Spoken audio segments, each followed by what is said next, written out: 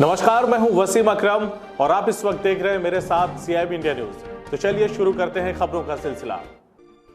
आजमगढ़ जिले के Shibli inter college और शिबली डिग्री कॉलेज में चल रहे 21वें आजमगढ़ पुस्तक मेले के दौरान डिग्री कॉलेज के सभागार में लेखक IPS प्रताप गोपेंद्र यादव की बहुप्रतीक्षित पुस्तक इतिहास के आईने में आजमगढ़ का विमोचन हुआ, जिसमें जिले के तमाम बड़े अधिकारियों के साथ छात्र छात्राएं और आमजनों साहित्य प्रेमियों का जमावड़ा लग गया। पुस्तक के लेखक प्रताप गोपेंद्र ने कहा कि अब इतिहास लेखन की श्रृंखला आरंभ होगी और शहरनामा सीरीज से आजमगढ़ के इतिहास की पुनः प्रस्तुति होगी। पुस्तक विमोचन कार्यक्रम में DM आजमगढ़ SP आजमगढ़ ने संयुक्त रूप से शिरकत की। DM आजमगढ़ ने कहा कि आजमगढ़ का इतिहास गौरवशाली है, लेकिन वर्तमान तभी बेहतर बनेगा जब जिले का युवा अपने समय के इतिहास को पुनः प्रस्तुत करेगा। दूसरे सत्र में DIG आजमगढ़ रेंज भी इस कार्यक्रम में पहुंचे।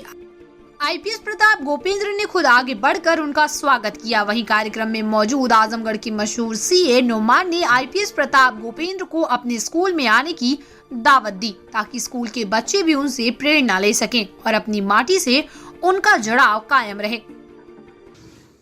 मैं हालांकि उत्तर प्रदेश कैडर का IPS अधिकारी हूँ, इसलिए कई बार मौका मिलता है आप उनके बीच में आने का, और चारों तरफ जहां पे हम लोग जाते हैं वहां अपने लोग मिलते हैं, अपने रिलेटिव्स मिलते हैं, साथ में पढ़े हुए लोग मिलते हैं। तो हम अपने घर में ही रह रहे हैं, लेकिन जिस मातृभूमि पे हम पैदा हुए, जहां पे हमने 18 साल 20 साल काटे हैं, जहां पे हम पले बड़े हैं, कई बार ऐसा एहसास होता है कि हम वहां से उजड़ चुके हैं। आपने कहा कि ऐसा एहसास बना रहे कि हम उजड़े नहीं हैं। हम लोगों को कई बार ऐसा एहसास होता है कि हम उजड़ चुके हैं, और शायद ये अभिव्यक्ति, ये जो रचना है, ये जो कृति है, ये उस एहसास को गलत करने का एक तरीका है, उसको भुलाने का एक तरीका है कि हम उजड़े नहीं, हम अपने लोगों के बीच में हैं। इस पुस्तक विमोचन की जब बात आई तो ऑप्शन कई थे, विकल्प मेरे पास कई थे, सभी के पास होते हैं। सबसे बड़ा विकल्प जो मेरे पास था कि मैं लखनऊ में इसका विमोचन करवाऊं, माननीय हमारे जो राज्यपाल महोदया हैं उनके कर कमलों से, वहां से काफी भव्य कार्यक्रम हो जाता है और मीडिया में भी काफी चीजें चली जाती हैं। राजीव जी से बात हुई, कुंद जी यहाँ पे उपस्थित नहीं है, लेकिन सशरीर उपस्थित नहीं है, अभी आप लोगों ने उनकी वाणी सुनी। इन दोनों लोगों से मेरा डिस्कशन हुआ। राजीव जी ने कहा नहीं, ये सर यहीं पे होना चाहिए, आजमगढ़ में होना चाहिए, अपने लोगों के बीच में होना चाहिए, जंगल में मोर नाचा किसने देखा। तो मुझे भी लगा कि नहीं, ये एक बहुत अच्छा विकल्प है, एक बहुत अच्छा सुझाव है। और वो भी पुस्तक मेला हमारा शिबली नेशनल इंटर कॉलेज में लग रहा है, जहां पे मैं पढ़ा हूं। वो इदारा जिसने मुझे बनाया है, वो इदारा जहां मैंने कुछ सीखा है, जहां पर मैंने अपने जीवन के कुछ क्षण बिताए हैं। जब मुझे ये ऑप्शन मिला तो निश्चित रूप से मैं तैयार हो गया।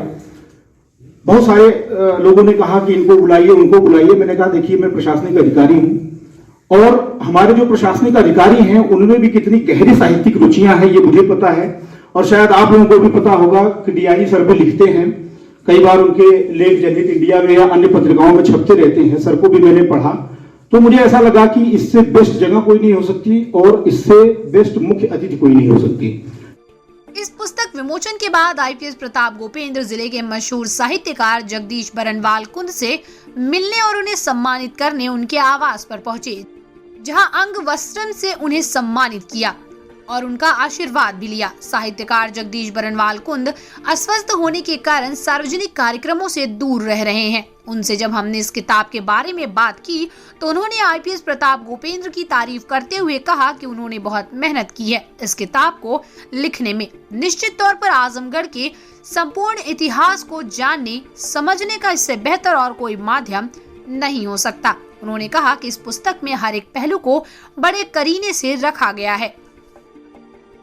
मेरे अत्यंत आत्मीय प्रताप गोपेंद्र IPS की पुस्तक इतिहास के आईने में आजमगढ़ का लोकार्पण हुआ, बड़ी खुशी हुई।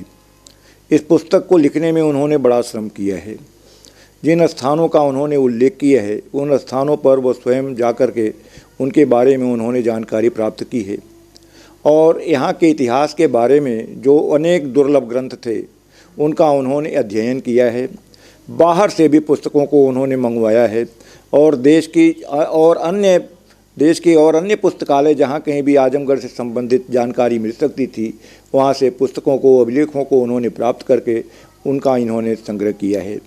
ये उनका लेखन का क्रम काफ़ी दिन से चल रहा था और पहले तो उन्होंने जनहित इंडिया पत्रिका जो मदन मोहन पांडे के संपादकत्व में निकलती है उसमें धारावाहिक रूप में विगत मैं समझता हूँ कि करीब 1 दर्जन या उससे भी अधिक अंकों में लगातार उनके लेख निकलते रहे हैं और उन सारे लेखों का ये एक संग्रह का लें, ये इतिहास के आईने में आजमगढ़ पुस्तक के रूप में है। इसमें उन्होंने आजमगढ़ के इतिहास को, पुरातत्व को, वैदिक काल में आजमगढ़, गुप्त काल में आजमगढ़, मौर्य काल में आजमगढ़, मुगल काल में आजमगढ़, ब्रिटिश काल में आजमगढ़, इस प्रकार से जो है भिन्न भिन्न कालों में आजमगढ़ की क्या स्थिति रही है उनके ऊपर उन्होंने विस्तार से प्रकाश डाला है। यह पुस्तक मैं समझता हूँ 400 से अधिक पृष्ठों की पुस्तक है और इस तरह का कार्य आज तक आजमगढ़ जनपद में नहीं हुआ है। मैं समझता हूँ कि आजमगढ़ इस पुस्तक को पढ़ करके आजमगढ़ के इतिहास के बारे में, इतिहास और पुरातत्व के विषय में संपूर्ण जानकारी उपलब्ध हो सकेगी। साक्ष्यों के साथ बड़ा गंभीर अध्ययन उन्होंने किया है और अध्ययन करके तब लिखा है।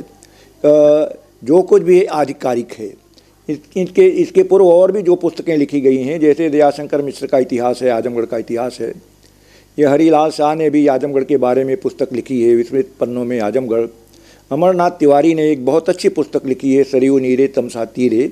ये इसको गजेटियर कहा, हिंदी में गजेटियर कहा जा सकता है, लेकिन जितने विस्तार पूर्वक, जितने अध्ययन और अधिकार के साथ ये पुस्तक तैयार की गई है इतना किसी और ने श्रम या कार्य नहीं किया है। यह पुस्तक बहुत ही अच्छी पुस्तक है, अध्ययन के योग्य है और मैं समझता हूँ कि हर व्यक्ति को, हर पाठक को इसको पढ़ना चाहिए। CIB इंडिया न्यूज की सभी खबरों को देखने के लिए लाल रंग की बटन को दबाकर चैनल को सब्सक्राइब जरूर करें, घंटी जरूर दबाएं ताकि हमारी सभी खबरों के नोटिफिकेशंस आप तक पहुंचते रहें।